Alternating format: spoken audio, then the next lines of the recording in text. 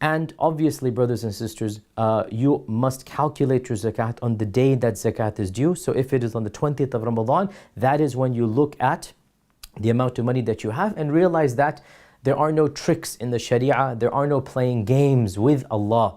If you do something right before the 20th of Ramadan, trying to minimize the amount of wealth you have so that you can get out of paying zakat, well, realize you cannot trick Allah, you cannot deceive Allah subhanahu wa ta'ala. That's not the right attitude whatsoever.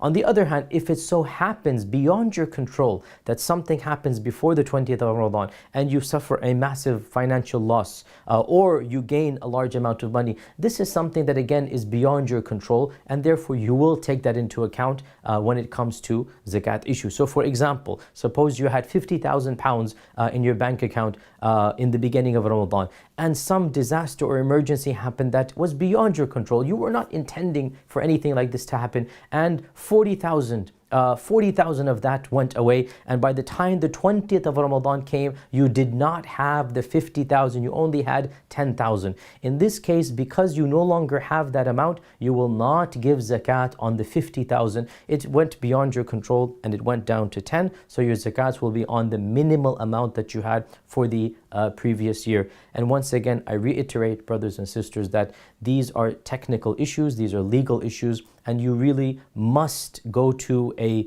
local authority, somebody whom you trust. These types of Q&As and these videos are meant for generic advice. Otherwise, for the specific issues, you must go